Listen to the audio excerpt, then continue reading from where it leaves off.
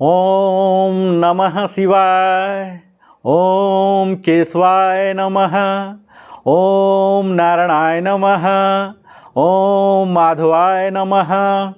महाशिवरात्रि पर्व की ढेर सारी शुभकामनाएं।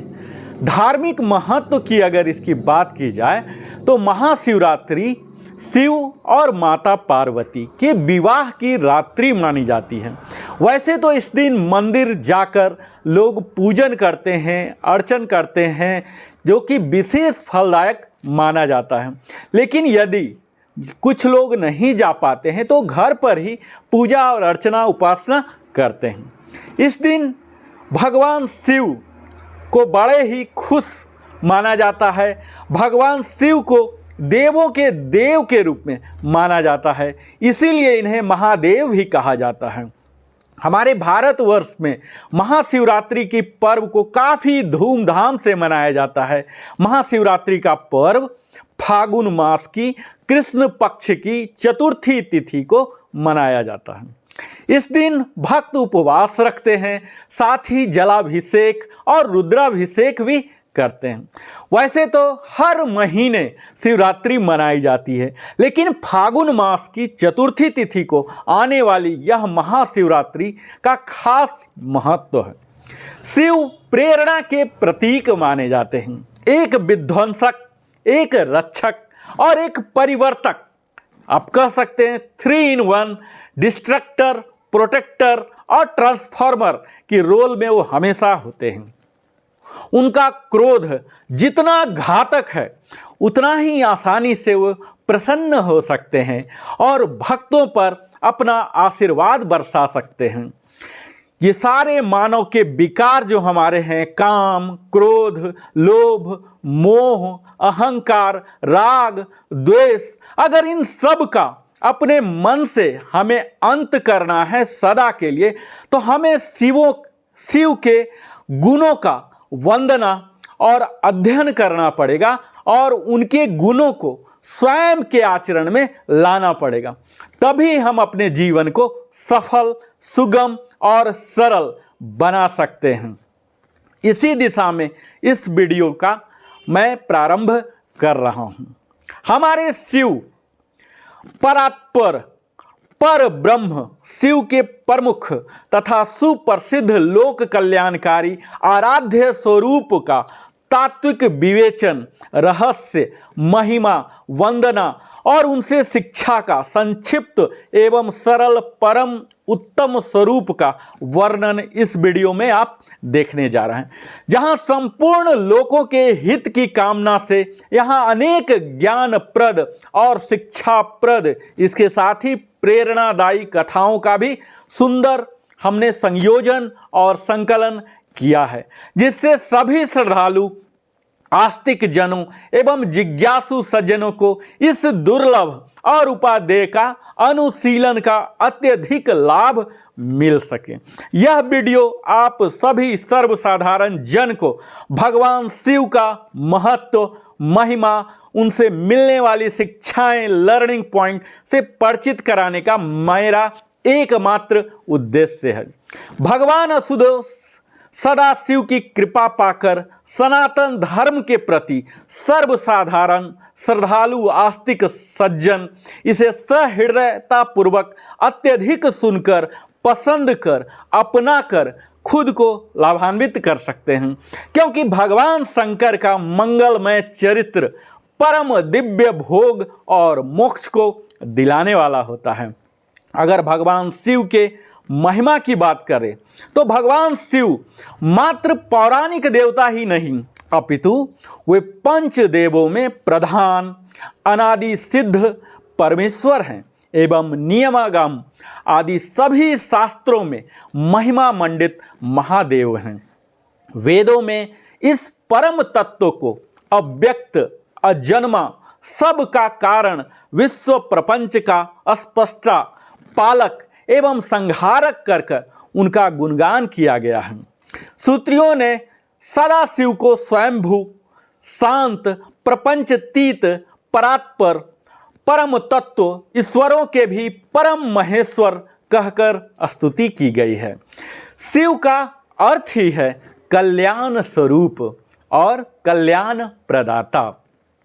परम ब्रह्म के इस कल्याण रूप की उपासना उच्च कोटि के सिद्धों, आत्म कल्याण का साधकों और सर्वसाधारण आस्तिक जनों सभी के लिए परम मंगलमय, परम कल्याणकारी, सर्व सिद्धिदायक एवं सर्वश्रेयस्कर है।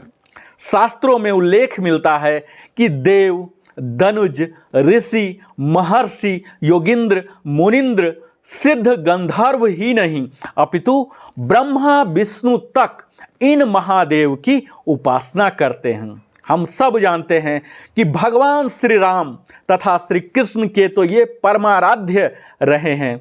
यह सर्वविदित तथ्य है कि प्राचीन काल से ही शिवोपासना का प्रचार प्रसार एवं बाहुल्य मात्र भारत के सभी प्रदेशों में ही नहीं अपितु न्यूनाधिक रूप से संपूर्ण विश्व में होते आ रहा है।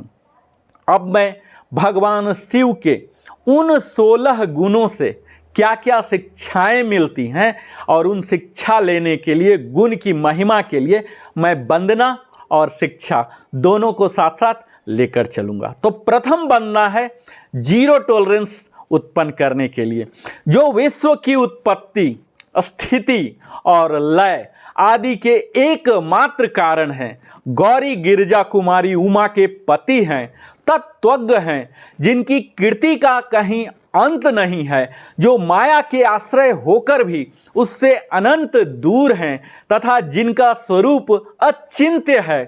उन विमल बोध स्वरूप भगवान शिव को मैं प्रणाम करता हूँ। इनसे शिक्षा भगवान शिव को ब्रह्मांड में बुराई का नाश करने वाला यानी कि डिस्ट्रॉयर ऑफ द इविल के रूप में हम सब जानते हैं। वो सभी लोगों को दंडित करने के लिए जानते हैं जिन्होंने अपने जीवन में तनिक भी बुरा किया हो और बुराई का रास्ता चुना हो, क्योंकि वह भी अन्याय को बर्दाश्त नहीं करते हैं। सर्वशक्तिमान की तरह हम सभी को अपने जीवन में कभी भी बुराई को बर्दाश्त नहीं करना चाहिए। अगर हमारे आसपास एक चुटकी भर भी, रत्ती भर की भी कुछ बुराई हो रही हो तो उसे हमें रोकने के लिए यथासंभव प्रयास करना चाहिए। कहा जाता है never tolerate evil in our life. इसका मतलब होता है zero tolerance against injustice in our life. दूसरा वंदना करता हूं मैं सेल्फ कंट्रोल, स्वयं नियंत्रण के लिए। हम सब स्वभाव से ही उस अनादि शांत स्वरूप एकमात्र शिव की वंदना करते हैं, जो अपनी माया से इस संपूर्ण विश्व की सृष्टि करके आकाश की भांति इसके भीतर और बाहर भी स्थित हैं। सुखी जीवन जीने के लिए आत्म संयम जरूरी है। Self control is required to embrace our life. हमारे बिखरे हुए विचार और अनियंत्रित मन, जो हमारे स्कैटर्ड थॉट हैं, अनकंट्रोल्ड माइंड है, हमारे जीवन में सबसे अधिक भाग दौड़, ये जो केओस लाइफ है, अराजकता का प्रमुख कारण माना जाता है, जो कि एक विध्वंसकारी जीवन, हमारे डिजास्ट्रस लिविंग की ओर हमें ले जा सकता है। हमें अपने दिमाग को अपने लक्ष्यों के साथ जोड़े रखना है, जीवन में ध्यान केंद्रित करने की आवश्यकता है, अन्यथा हम अपनी इच्छाओं और व्यसनों, जो डिजायर्स और एडिक्शन के शिकार हो सकते हैं। इसके साथ ही हमें भगवान शिव इंद्रियों पर कंट्रोल करना, ना कि उन इंद्रियों की गुलामी करना सिखाते हैं। तीसरा वंदना है जो कि डांस, उनका जो तांडव नृत्य है, इनके लिए हम वंदना पहले कर लेते हैं। जैसे लोहा चुंबक से आकृष्ट होकर उसके पास ही लटका रहता है, उसी प्रकार आपका प्रभाव बताना, ये सारे जगत सदा सौ और सबके आसपास ही भ्रमण करते हैं। जिन्होंने अपने से ही इस प्रपंच को रचने की विधि बताई थी, जो सबके भीतर अंतर्यामी रूप से विराजमान हैं तथा जिनका अपना स्वरूप अत्यंत गूढ़ है। उन भगवान शिव को मैं सादर नमस्कार करता हूँ। भगवान शिव को नटराज या नृत्य के राजा के रूप में जाना जाता है। हालांकि उनके तांडव ने दुनिया को तबाह कर दिया था, लेकिन यह कला भी थी जो हम तक पहुंचती है। यह तांडव कर पूरे वर्ल्ड का नाश कर देते हैं। यह अल्टीमेट एक्सप्रेशन है उनके नेचुरल फीलिंग का, जो कि हमारे जीवन में टॉप प्रायोरिटी होना चाहिए, हमारे नेचुरल फीलिंग के एक्सप्रेशन का। कभी हमें खुद के नेचुरल फीलिंग पर संदेह, किसी भी तरह का संशय नहीं होना चाहिए। हमें कई बार हम अपने ज्वेलरी या कई अटायर ऐसा पहन लेते हैं, रखते हैं, उस पर हम रखते हैं, जबकि हमारा वास्तविक जो नेचर है उसे प्रदर्शित करना चाहिए। तभी तो भगवान शिव को अधियोगी के नाम से जाना जाता है, जिसका मतलब होता है कि भगवान शिव ने ही प्रथम हमारे समक्ष योग और मेडिटेशन, जो ध्यान आज हम करते हैं, ये हमें सिखाए और इससे ऋषि मुनि ने सीखा, और वह आज हमारे सामने हमारे जीवन को एक सरल पथ प्रदर्शन का काम कर रहा है। चौथा वंदना हम कर रहे हैं उनसे धैर्य की प्राप्ति के लिए। जगत के पिता भगवान शिव, जगन माता कल्याणमयी पार्वती तथा उनके पुत्र गणेश जी को नमस्कार करता हूँ। हे कल्याणकारी शिव, मैंने अनजान में अथवा जानबूझकर जो जप, पूजा आदि सत्कर्म किए हों, वे आपकी कृपा से सफल हो। धैर्य के लिए हमें समझना है कि वह सॉल्यूशन का, उस समस्या के सॉल्यूशन का क्या है। तो इसके लिए मैंडेटरी एसेट जो है वो पेशेंस ही है। ऐसा माना जाता है कि एक समय की बात है जब माता पार्वती सब कुछ भूल गई थी और उन्होंने भगवान शिव से डिमांड किया कि मुझे एक ऐसा माला लाके दिया जाए जो कि 6 ऋतु में वह पुष्प होते हैं। इसके लिए यह भगवान शिव के लिए एक चुटकी का काम था, पर भगवान शिव पूरे वर्ष भर इंतजार किया और उन 6 ऋतु के पुष्प को इकट्ठा किया और तब माता पार्वती के लिए माला बनाकर लाए। इससे यहाँ हमें यह शिक्षा लेना है कि कई काम हैं जिसके लिए मात्र धैर्य ही आवश्यक है। अगर जीवन में हम धैर्य रखना सीख गए तो सफल भी हो सकते हैं।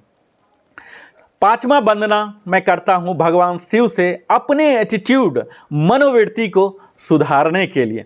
वंदना करने से जिनका मन प्रसन्न हो जाता है, जिन्हें प्रेम अत्यंत प्यारा है, जो प्रेम प्रदान करने वाले, पूर्णानंदमय भक्तों की अभिलाषा पूर्ण करने वाले, संपूर्ण ऐश्वर्यों के एकमात्र आवास स्थान हैं और कल्याण स्वरूप हैं, सत्य जिनका श्री विग्रह है।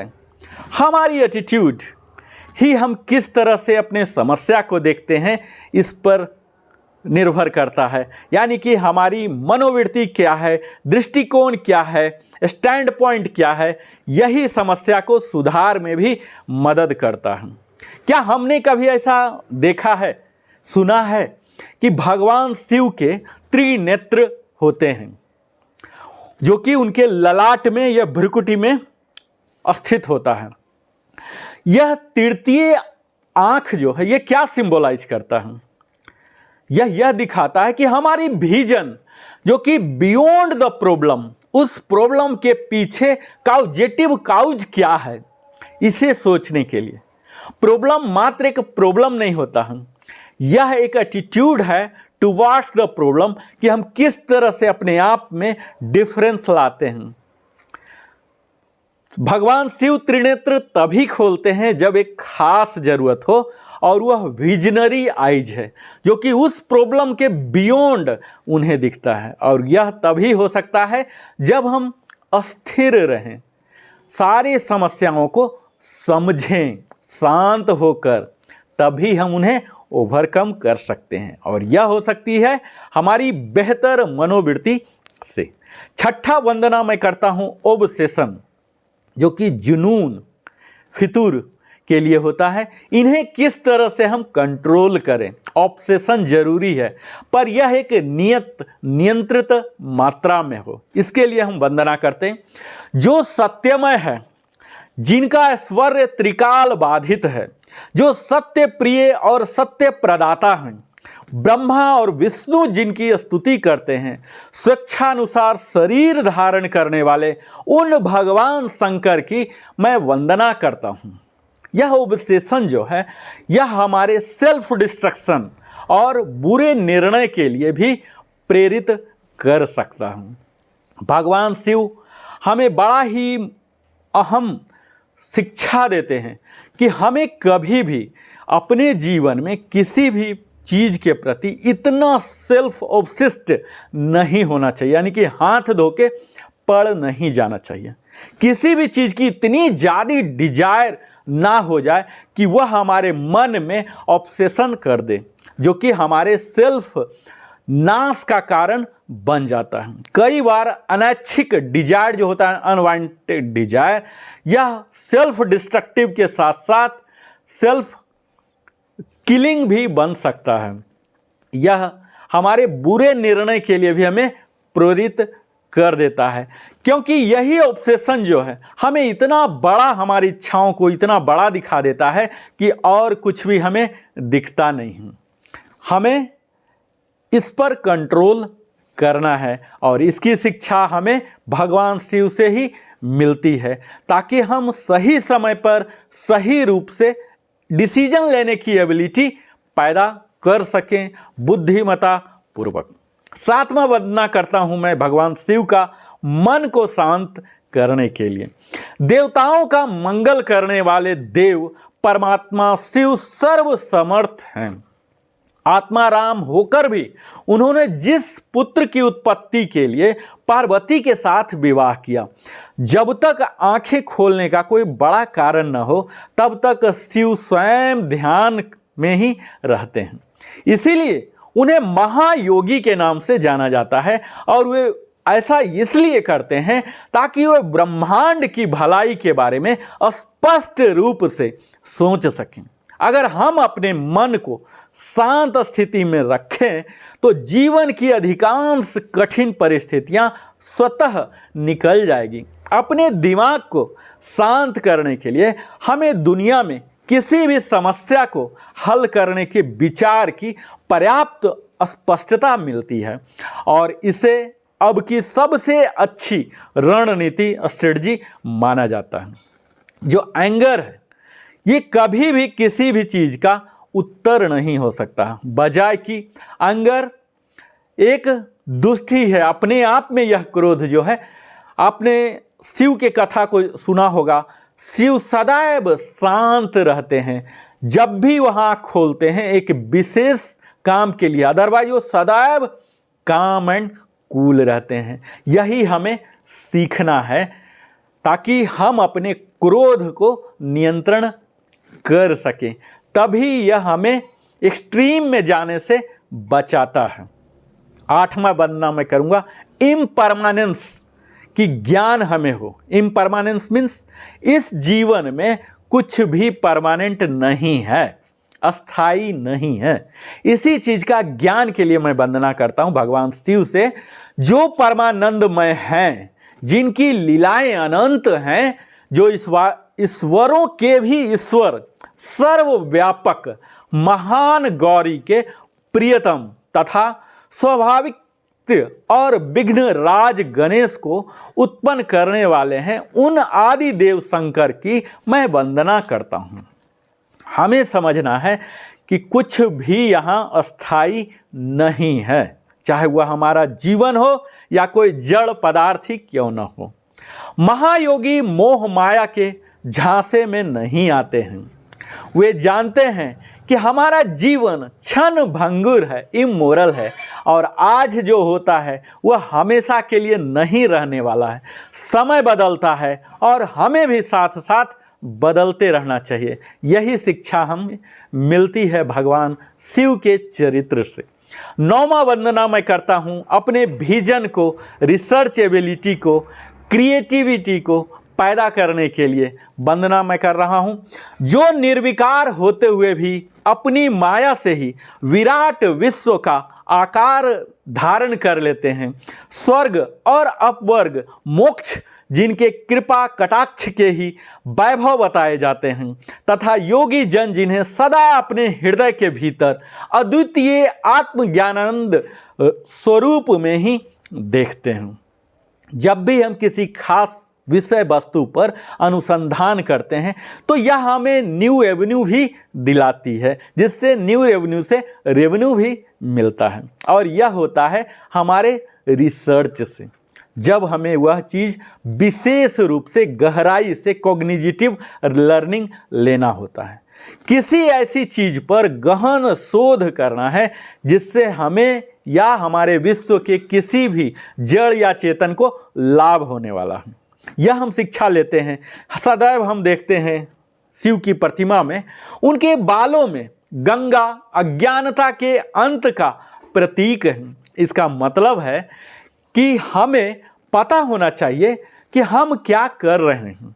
तथ्यों के बारे में इनकार करने से मदद नहीं मिल सकती है, और यही त्रिनेत्र भी हमें बताता है। यह त्रिनेत्र हमारे जो आँख से दिख रहा है इससे बियॉन्ड उस त्रिनेत्र से दिखता है, जो कि रिसर्च में आता है। यानी कि हमें अपने स्ट्रेंथ से बढ़कर सोचना चाहिए, देखना चाहिए। सिर्फ वही नहीं जो हमारी इन चक्षुओं से दिख रही है, हमारे माइंड आई से भी देखने की ज़रूरत है। 10वां वंदना मैं करता हूँ भगवान शिव से। उनकी जो वैरायटी कल्चर है, उनकी जो संस्कृति है अलग अलग तरह की, उसे पाने के लिए, उससे शिक्षा प्राप्त करने के लिए उन तेजोमय भगवान शंकर को, जिनका आधा शरीर शैल राजकुमारी पार्वती से सुशोभित है, निरंतर मेरा नमस्कार है। भगवान शिव बहुमुखी हैं, संस्कृति के मालिक हैं। हम कौन हैं हमें खुद पहचानने की जरूरत है। हम सब जानते हैं कि शिव को देवों के देव महादेव कहा जाता है। वे शांत दिखने वाले भगवान संहारक में बदल सकते हैं और भोलानाथ भी हो सकते हैं। इसीलिए उनका नाम भोलेनाथ पड़ा, क्योंकि उन्हें बड़ा ही निर्दोष रूप से, बड़ा ही आसानी से प्लीज किया जा सकता है, उनसे आशीर्वाद वरदान पाया जा सकता है। भगवान शिव ही एकमात्र ऐसे देवता हैं जो कि देवों और असुरों दोनों के द्वारा पूजा किए जाते हैं, और यह हमें सिखाता है कि हमें हर प्राणियों से, हर जीव से प्यार करना चाहिए, वह देव हो या दानव हो। उनके व्यक्तित्व में कई रंग हैं, और वह एक ईश्वर हैं जो वास्तव में हमें जीवन जीने का ज्ञान सिखा सकते हैं। 11वां वंदना मैं करता हूं, जो हमारे जीवन का एक बड़ा ही विशाल और भयावह विकार है, अहंकार, ईगो को हटाने के लिए। जिनकी कृपा पूर्ण चितवन बड़ी ही सुंदर है, जिसका मुखार बिंद मंद मुस्कान की छटा से अत्यंत मनोहर दिखाई देता है, जो चंद्रमा की कला से परम उज्ज्वल है, जो आध्यात्मिक आदि तीनों तापों को शांत कर देने में समर्थ है, जिनका स्वरूप सच्चिन्मय और परमानंद रूप में प्रकाशित होता है, जो गिरिराज नंदिनी पार्वती के भुजा पर होते हैं। वह शिव नामक कोई अनिर्वचनीय तेज पुंज हम सब का मंगल करें। अहंकार की समाप्ति अगर करना है तो आप नीलकंठ के रूप को, भगवान शिव को याद करें।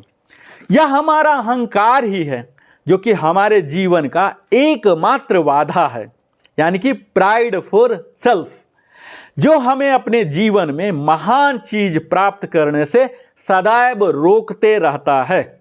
जब तक आपके मनस्थिति में यह अहंकार रहेगा, आप उस महान चीज को प्राप्त नहीं कर सकते। हमारा अहंकार एक ऐसी चीज है जो हमारे सपनों और जीवन के लक्ष्यों के बीचों बीच खड़ी रहती है। यह जहरीला है, क्योंकि यह हमें एक प्यार करने वाले व्यक्ति के रूप में कभी बना ही नहीं सकता। शिव अपने जीवन के हर चरण में आपके अहंकार को नियंत्रण करने में विश्वास करना सिखाते हैं। उन्होंने कभी अपने अहंकार को अपने सिर पर नहीं आने दिया और ना ही उन्होंने किसी और के अहंकार को बर्दाश्त किया, और यही हमें भी अपने जीवन में सदैव करना चाहिए।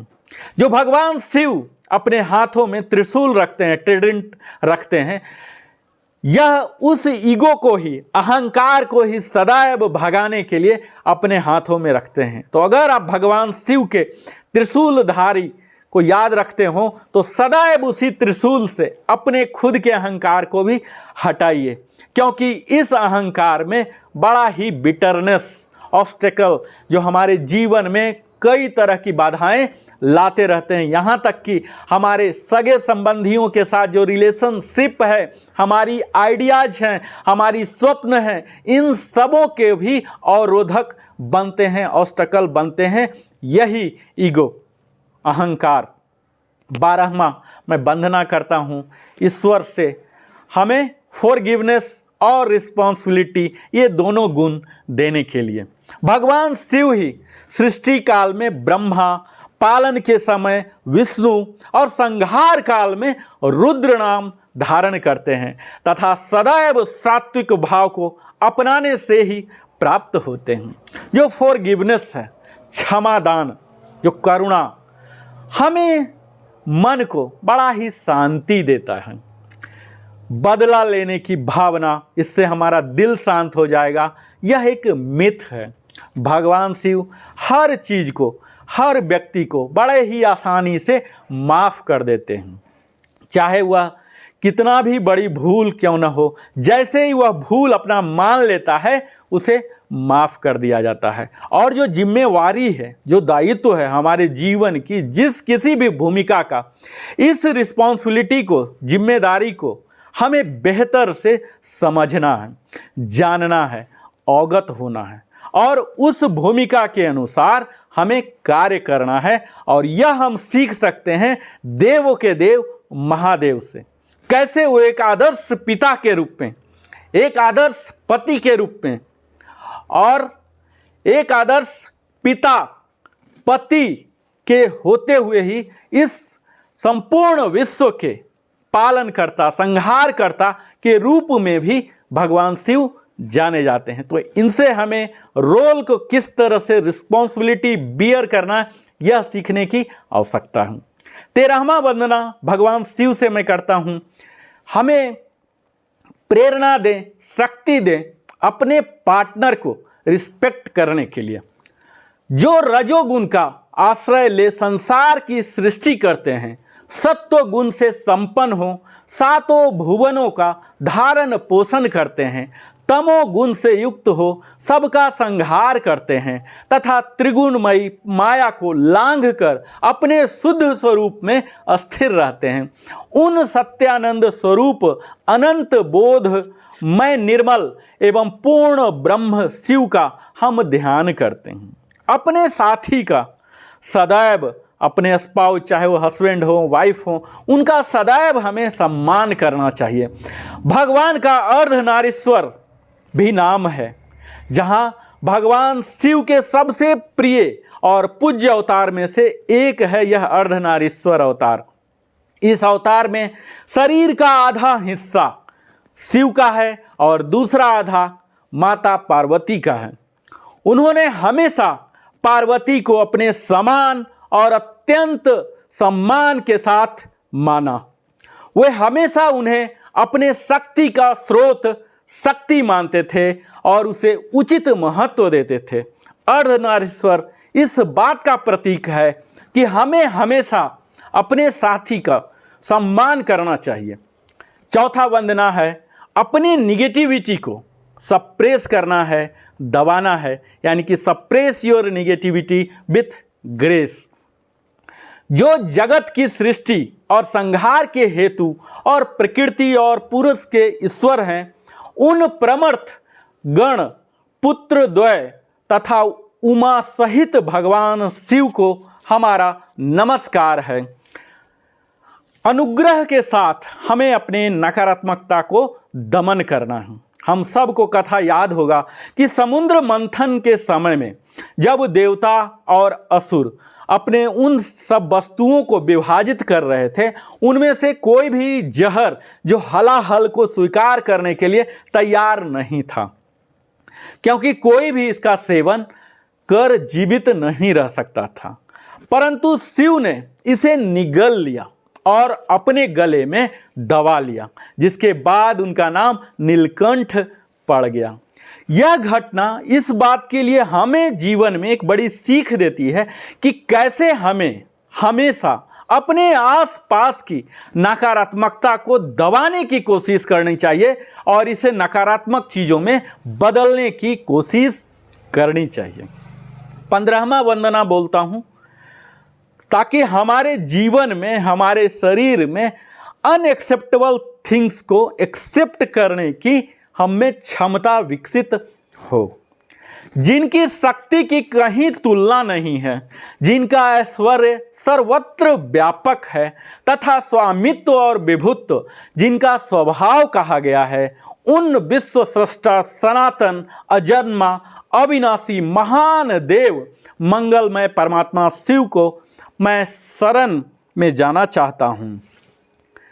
हमारे जीवन में कई बार ऐसे आ जाते हैं कि हम एक्सेप्ट करने को तैयार नहीं होते हैं, अपने अंदर स्वीकार्यता नहीं होती है। अगर समुद्र मंथन की कथा आपको याद हो तो हर कोई अमृत के लिए ही लेना चाहता, कोई भी विष नहीं लेना चाहता, और यह विष सिर्फ शिव ने ही उपभोग किया। और शिव की पूजा उस फूल से की जाती है, अकमन के फूल, जो कि किसी भी देवी देवताओं पर नहीं चढ़ाया जाता है। यही गुण है कि जो सबके द्वारा परित्याज है उसे भी स्वीकार करने की, यानी कि जो वस्तु जड़ या चेतन जिस रूप में हो उसी रूप में स्वीकार करने की क्षमता हो, यह विकास करने की शिक्षा भगवान शिव से हमें अवश्य लेनी चाहिए।